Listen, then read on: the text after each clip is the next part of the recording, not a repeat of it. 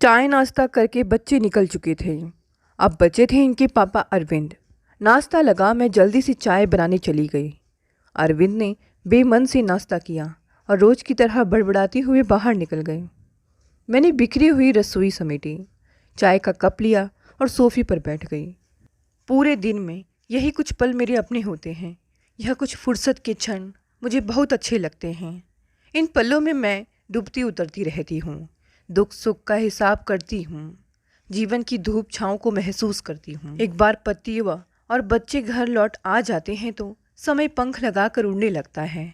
मैं चकर घिन्नी सी इन सब की चारों ओर घूमने लगती हूँ।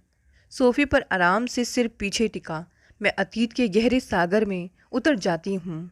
याद आती है विवाह के समय बैंड पर बज रही वो धुन। माँ बहनों के गले लग सिसकियाँ रुदन में बदल गई। धीर गंभीर पापा और भैया भी मुंह फेर कर अपनी आंसुओं को छिपाने की विफल कोशिश कर रहे थे। भाभी ने सांत्वना देते हुए कहा था, तुम तो सर्वगुण संपन्न हो। देखना पति और ससुराल वाले तुम्हें सिर आंखों पर बिठा कर रखेंगे। मैंने सपनों की बहुत ऊंची उड़ान तो नहीं भरी थी, पर मुझे पूरा विश्वास था कि अपने रूप गुण के सहारे पति व ससुराल का दिल अवश्य जीत लूँगी। रूप गुण के साथ मैंने म्यूज़िक में एमए भी किया था। मैं आत्मविश्वास से भर उठी। जैसे ही डोली ससुराल घर के सामने रुकी, दिल एक बारगी जोरों से धड़क उठा। जेठानी ने सहारा दे के उतारा। मैं धीमे धीमे चलने लगी। अचानक झटका सा लगा। देखा पति तो बिना पीछे देखे तेज कदमों से चले जा रहे हैं। मेरा आंचल खींचा जा रहा था। किसी बेजुबान गाय या बकरी की तरह घसीटती हुई मैं दरवाजे तक पहुंच गई। कुछ रस्में पूरी करके मुझे सोफे पर बिठा दिया गया। घर में शादी सा माहौल ना था, ना ही नई दुल्हन को देखने का चाव था। रिश्तेदार जाने की जल्दी मचा रहे थे। मिठाइयों के बंटवारे पर शोरगुल मचा था। मेरा सिर दर्द से फट रहा था, पर चाय की एक प्याली तो दूर, किसी ने पानी भी नहीं दिया। सास ससुर जेठ सब शादी में जो कमियां रह गई, उसके लिए एक दूसरे पर दोषारोपण कर रहे थे।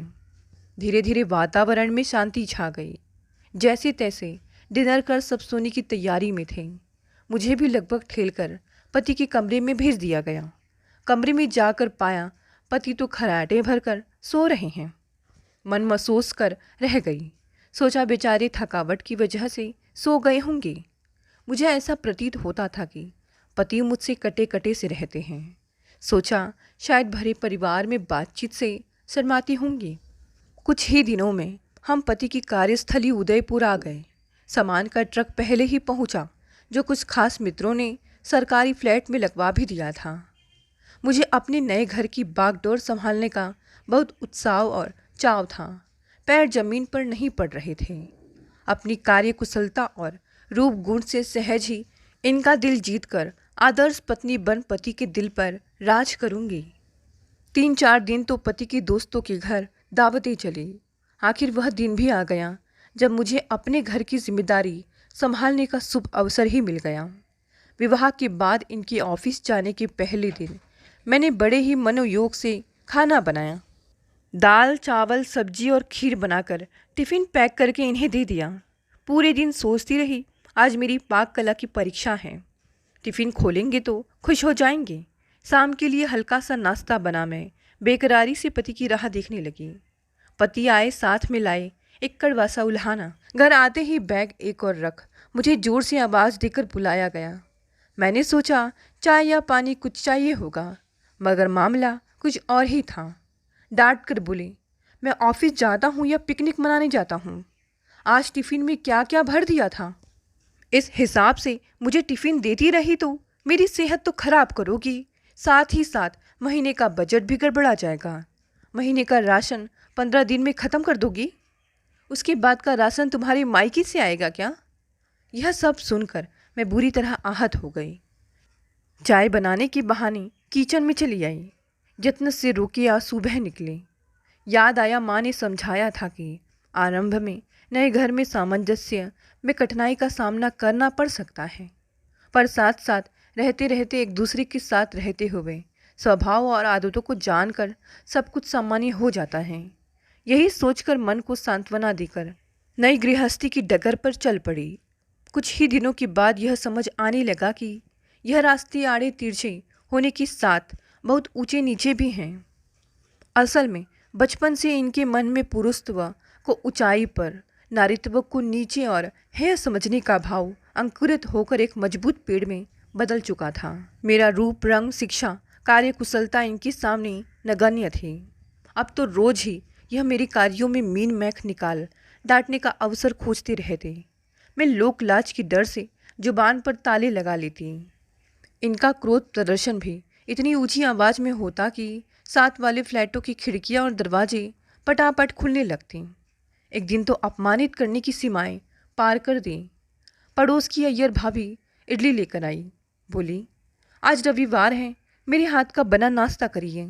उन्होंने जैसे ही प्लेट मेरी ओर की, इन्होंने प्लेट अपनी ओर कर ली। मुझे देखकर बोली, अरे भाभी, बंदर क्या जाने अदरक का स्वाद। मैं दोनों को देखती रह गई। बोले, यह क्या जाने इडली बनाना और खाना।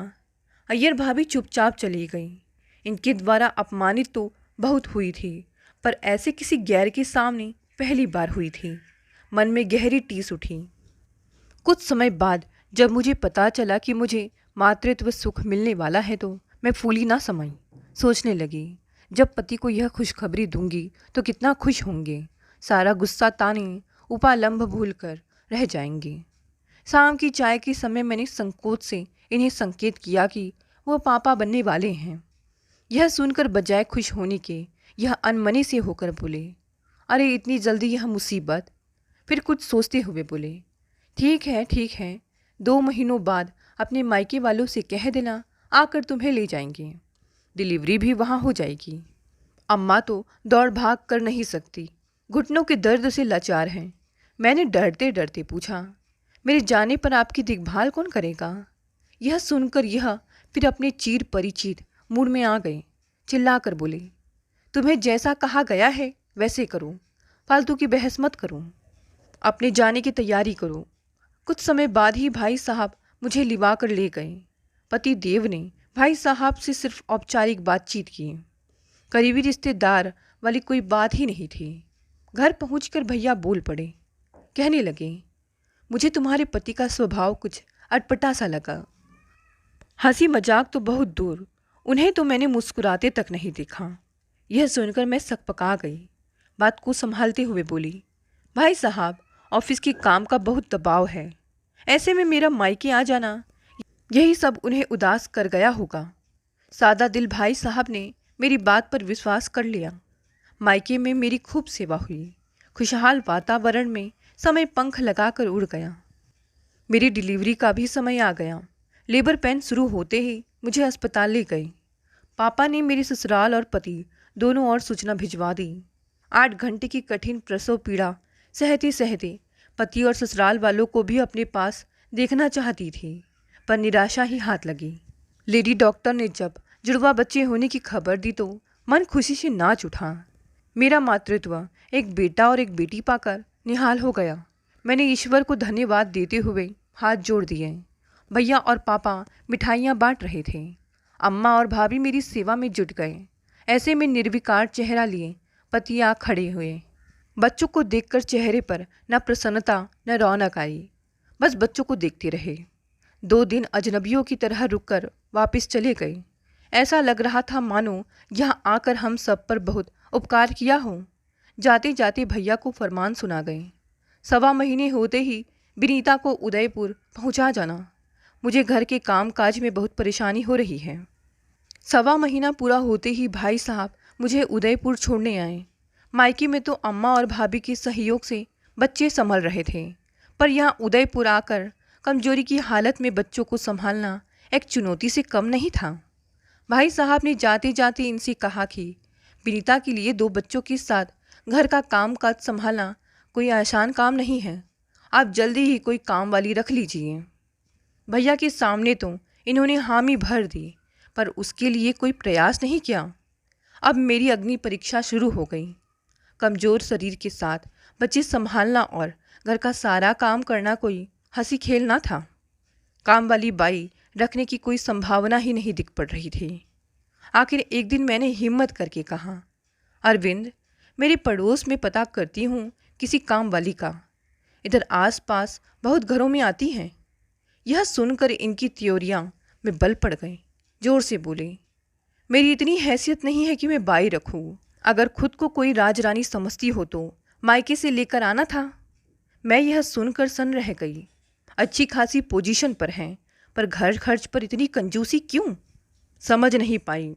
अपनी अम्मा, बहन और भाभी के लिए तो दिल खोलकर तोहफे देते हैं। अभी कुछ समय पहले ससुराल से सब आए थे, तब तो दिल खोलकर खर्च किया था। बात धीरे धीरे समझ आने लगी। यह अभी तक मुझे पराए घर से आई समझते हैं। मेरे लिए इनके दिल में ना प्यार है ना परवाह। इसी को अपना भाग्य मान मैंने नए सिरे से स्वयं को समेटा और जीवन युद्ध लड़ने के लिए तैयार हो गई। दिन, महीने, साल गुजरने लगे। बच्चे भी बड़े हो रहे थे। मैंने अपना पूरा ध्यान बच्चों की देख रेख में लगा दिया। बच्चों को देख मैं निर्मोही पति को और उसकी जातियों पर ज़्यादा ध्यान ना देती। हमेशा सोचती, पति ने तो पराया कर दिया, कहीं बच्चों का स्नेह प्यार ना खो दूँ। मेरा समर्पण किसी काम ना आया। पति किसी न किसी बात पर खटपट लगाए रहते थे।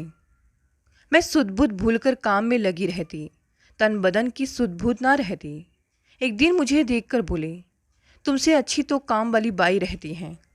भले ही सस्ते कपड़े होते हैं, पर सलीके से रहती हैं। तुम तो उनसे भी बदतर लगती हो। यह सुन मैं खून का घूंट पीकर रह गई। अरविंद के ऑफिस जाने के बाद मैंने दर्पण में खुद को निहारा। पति की यह बात मुझे तो सही लगी। घर परिवार के लिए त्याग करते मैंने अपने रूप रंग को भुला दिया था। उस दिन मैंने अरविंद के ऑफिस आने से पहले खुद पर कुछ समय दिया। मैं नहाकर गुलाबी साड़ी पहनी, हल्का मेकअप करके आंगन में लगी मोगरे के फूलों से वेड़ी गूंदकर जूड़े में सजा ली। बच्चे भी मेरा यह रूप देखकर मुस्कुराने लगे। अपने होश संभालने के बाद पहली बार उन बेचारों ने मुझे सजा सवरा देखा था। मैं बेकरारी से अरविंद की प्रतीक्षा करने लगी। आज तो चौंका दूंगी, सारी शिकायतें दूर हो जाएंगी। शाम को अरविंद आए, पर मुझे देखकर त्योरियां में बल डालकर बोली, यह क्या नाचने वालियों की तरह गजरे लगाकर बैठी हो?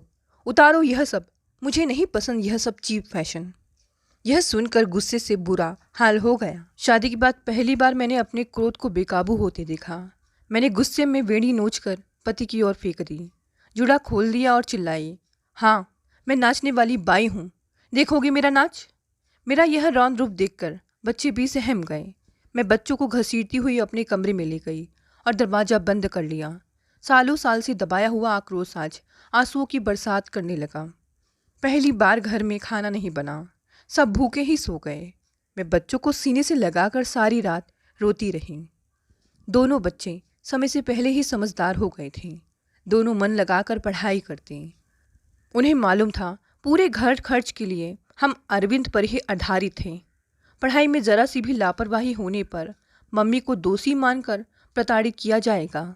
इसी तरह धूप और छाँव के मौसम में जीवन नैया को खेते चली जा रही थी। पर बच्चों ने मजबूत पतवार का काम किया।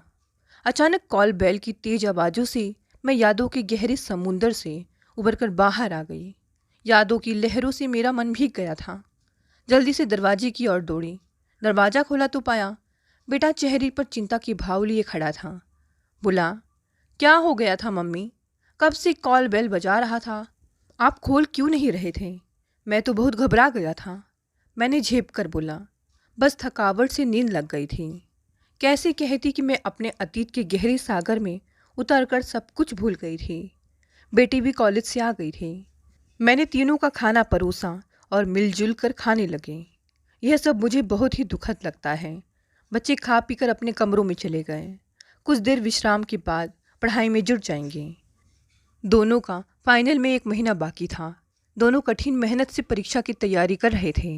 इसके बाद तो उन्हें आगामी उच्च शिक्षा के लिए दूसरे शहर में हॉस्टल या पीजी में रहना होगा।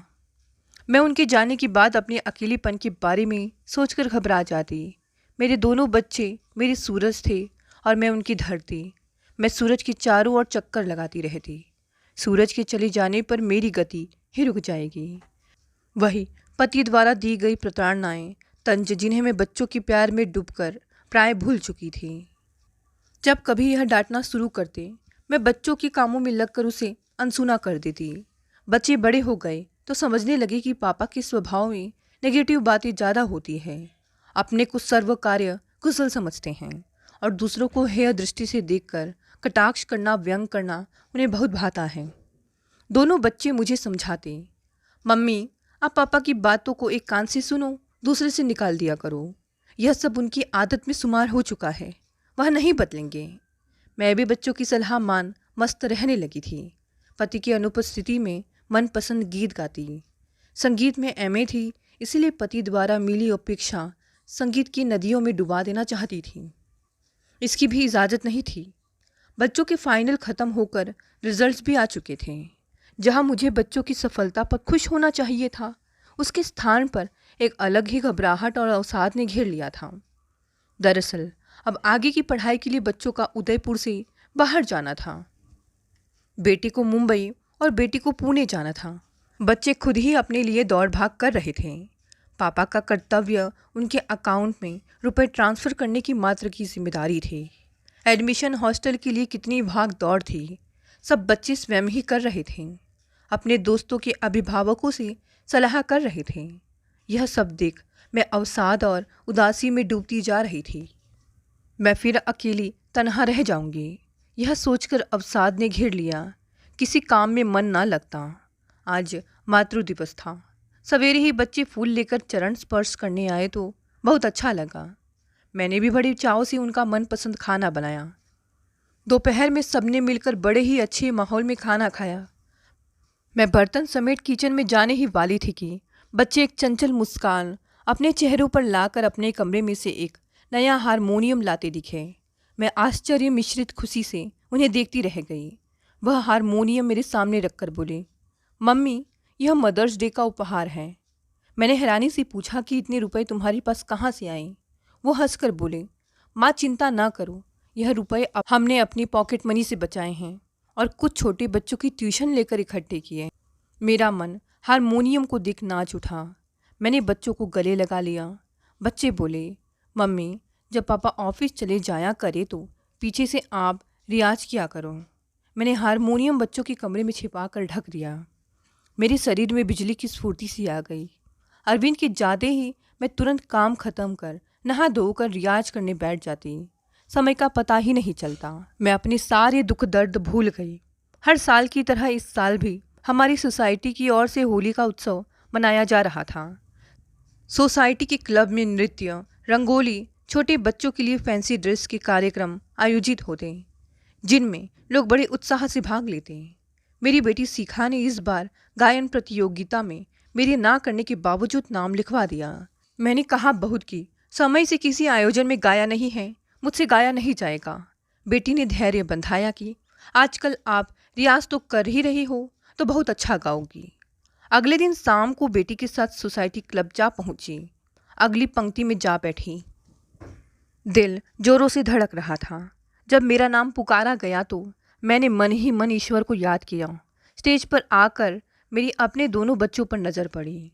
दोनों बच्चे ही उम्मीद लगाकर उत्सुकता से मेरी ओर देख रहे थे। वो मुझे सफल होते देखना चाहते थे।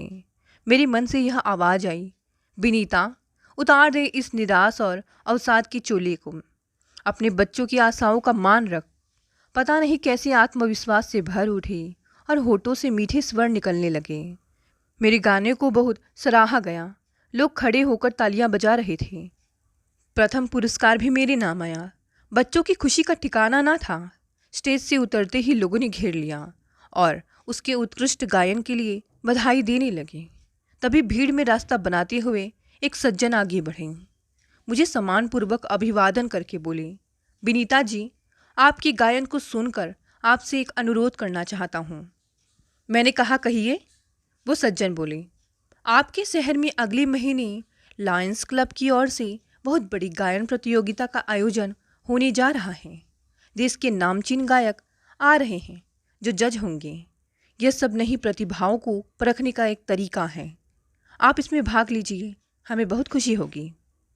यह सुनकर मैंने घबराते हुए कहा, देखिए मैं तो बहुत ही मामूली गायिका हूँ। मैं इतने बड़े आयोजन में शिरकत ना कर पाऊँगी, माफ़ी चाहती हूँ।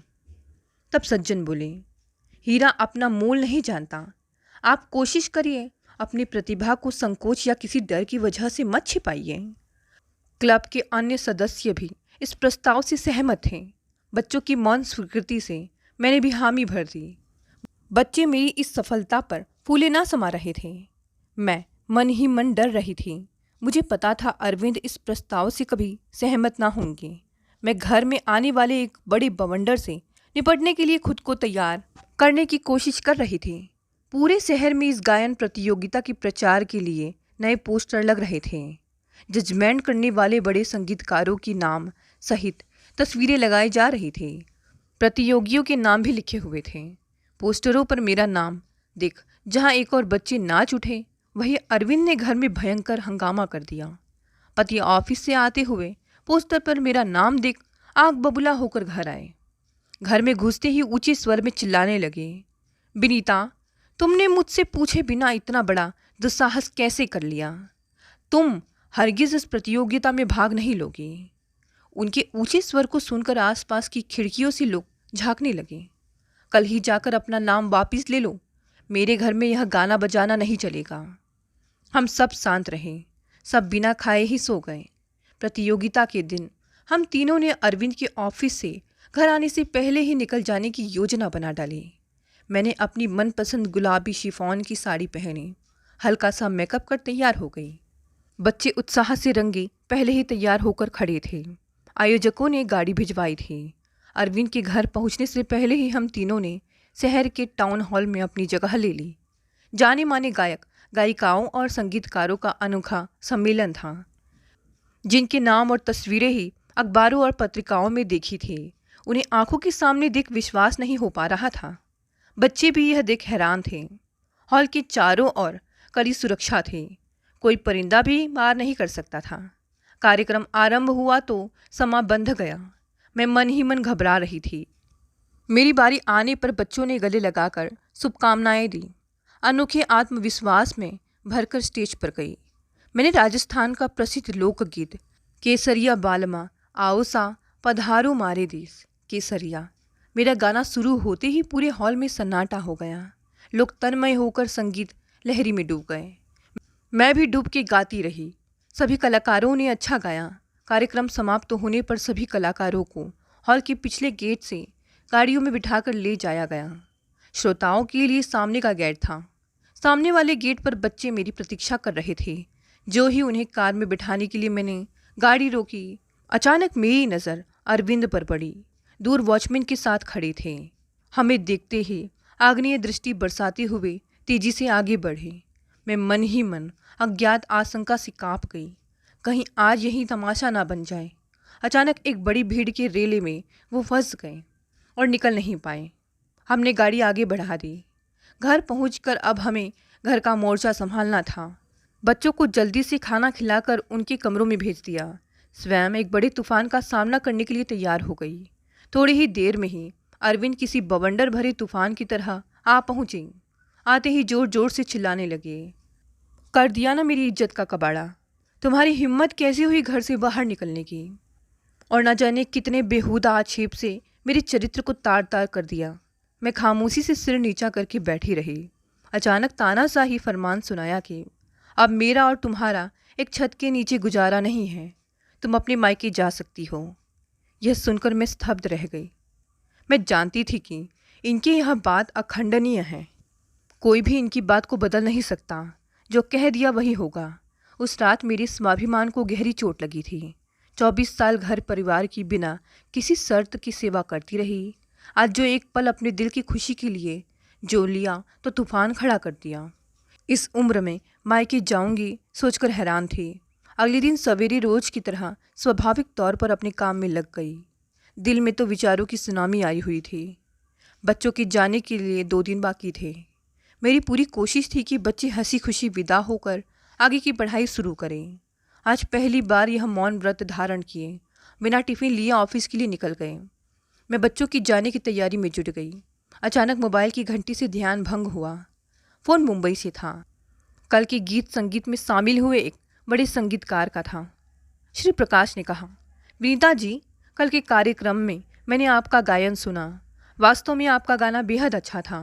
मुझे 2 फिल्मों में संगीत देना है। मैं फीमेल गाने आपसे गवाना चाहता हूँ।